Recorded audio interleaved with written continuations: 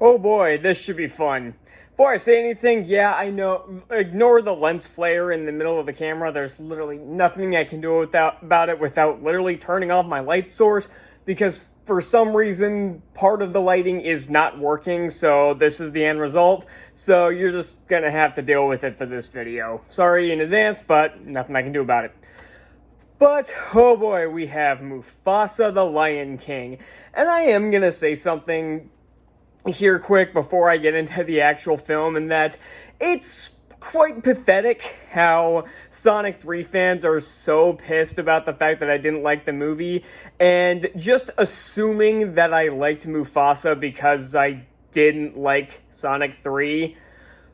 That's the kind of behavior out of fanboys that are just coping with the fact that not everybody sucks that movie's dick. So, yeah, that's pretty pathetic, and it's only made me dislike that film even more. But anybody who's actually been on this channel, or takes 5 seconds to look through my videos, you all know that I probably didn't like this film.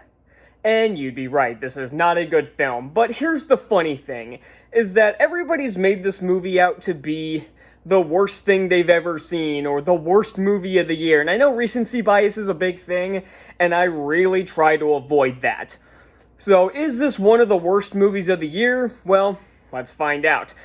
Here's the weird thing, is that for the first 40 minutes, maybe, the movie wasn't good, but it was to a point where I'm like, I don't understand why people are saying this is the worst movie of the year. I mean, this isn't even close to the level of the 2019 piece of shit. And by the way, this is nowhere near, like I said, this is nowhere near as bad as the 2019 film. Let's just get that out of the way right now. I'm not gonna even pretend this is worse than the movie this is a prequel to. Let's just get that out of the way. But the movie really started to show its true colors in the second half, where it got way too stupid, and I started understanding why it was being so reviled. But the weird thing is that the audience, and if you're wondering why I don't look at audience scores on Rotten Tomatoes anymore either, not just the critic scores, this thing has an 88% audience score. So now you know. So, the movie is framed as a story Rafiki is telling Kiara, who is Simba's daughter, and Timon and Pumbaa are here as well, and they have been pretty much hailed as the only good thing in that fucking remake from about 5 years ago, and I would probably say that as well. They actually got some legitimate laughs because they had original dialogue. Apparently some of it was improvised, but I'll take what I could get at that point. I would have taken what I could get at that point. Here, holy hell, they are not funny in the slightest. Not even a little bit. The comedy overall in this movie is pretty bad. They try to do, this is one of the many movies that are being added to the list that try to rip off Marvel's humor, where they're able to make snappy quips throughout the film. But the problem is Marvel has not only the very talented actors that can pull that off, and ones who can even improvise those, but they also have talented writers at their disposal. This movie had neither of those things. Now, don't get me wrong, the voice acting in this movie is pretty good.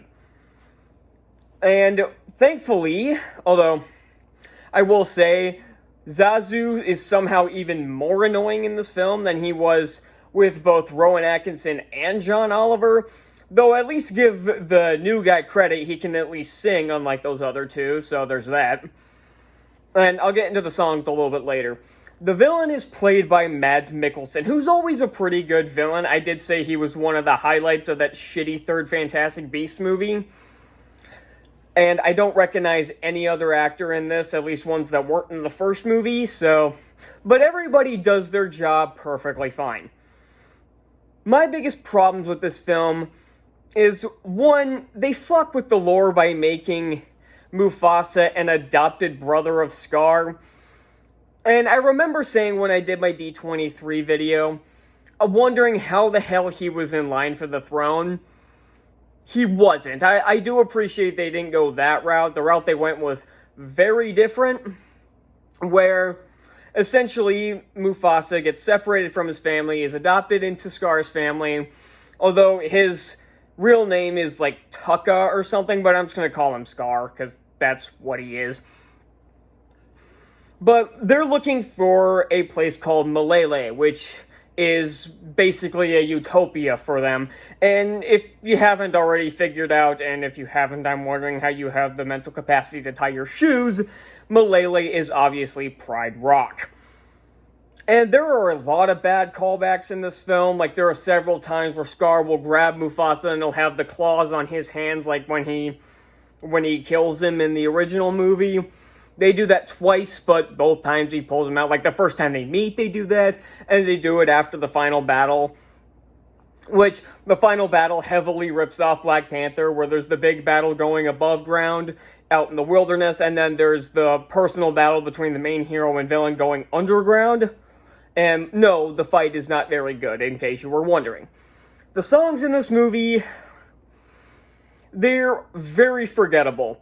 I don't think any of them are quite terrible. Well, the villain song that Mads Mikkelsen gets is incredibly silly and is quite the tonal shift because he sings this very silly villain song and then kills a group of lions.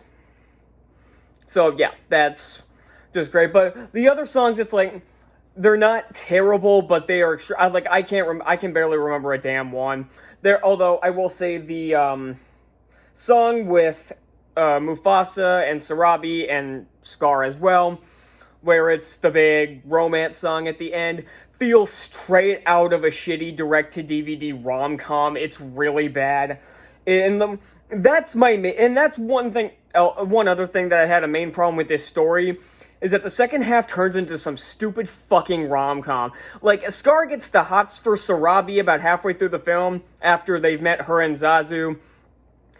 And that's despite never really talking to her after their little first interaction when they first meet, I guess. But he has basically never talked to her, yet he already has the hots for her. And then it kind of becomes Hitch for a couple minutes, like trying to rip off the Aladdin remake, where Mufasa's trying to give Scar advice on how to talk to Sarabi and everything. But Sarabi likes Mufasa and everything, and you know where this story goes. And yes, that is the reason for Scar becoming a villain.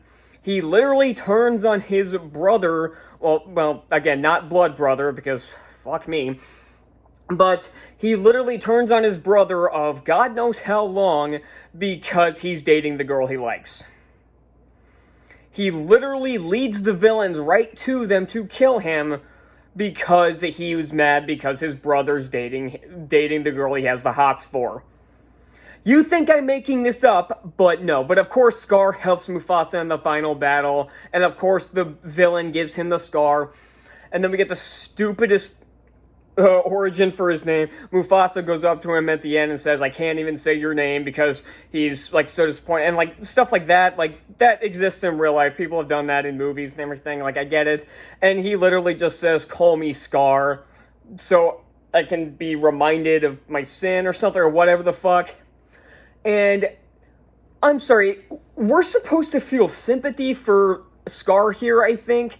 I think that's what they're going for, but you literally led these villains to try to kill your brother out of pettiness. So, and then he wasn't even banished here, because obviously he still lives in Pride Rock in the original, and Mufasa, and despite getting pushed from Zazu and everybody else to banish him, he says, as long as I am king, my brother will have a place here. So he's literally standing up for his brother, despite nearly killing all of them, and yet he still acts like a petty little bitch. So I can't feel sympathy for them, which again, I think was the point, but two, I can't even feel threatened by this guy, because again, he's just a petty little bitch. How am I supposed to feel threatened by this guy? And something else is like, these kinds of How I Met Everyone Else stories, which is basically what this is. We follow Mufasa where he meets Scar, then he meets Sarabi and Zazu, then we meet Rafiki. It's like, I fucking hate these stories. This is a very personal gripe, I get it, but I freaking hate these kinds of stories. Like, why is Zazu with Sarabi instead of Mufasa, despite basically serving Mufasa and never interacting with Sarabi in... I don't think he interacts with her in either version, but I definitely know he doesn't in the 94 film. And of course we have cameos from Simba and Nala, who, honestly, you could have cut them out and missed nothing except for the fact that Kiara gets a little brother at the end of the film. I think that I was gonna say I think this is supposed to be the kid from the Lion Guard, but I think they had three. But I think that was supposed to be the third kid. Was it Kion? Was that his name in that show? And although I will say for a Disney Junior show that ran so long ago, my brother used to watch it when he was a little kid. From what I've seen of it, it's a decent animated kids show. So it's better than this crap. I'll give it that. And then I want to talk about the animation. They do try to give the animals more expression here. So again, they listened to one criticism from the last movie. Yay. But here's the weird thing with the animation. The 3D makes it... I didn't watch this in 3D, obviously, but it's shot in 3D. There are so many close-ups where the lions are this fucking close to the camera, and there's a lot of, like, shitty, like, almost GoPro shots where they're, like, running and the camera's, like, right in front of them while they run. It's really weird. And every time they and again, they're, like, half an inch from the camera, but anytime they do that, which is a lot of shots in this movie, might I add, there are a lot of really close-ups of these animals. The animation looks super weird. Like, the head almost kind of looks like it's detached from the rest of the body. Like, they'll move their head around, and it almost kind of looks like it's detaching itself from the neck, instead of the neck stretching with it.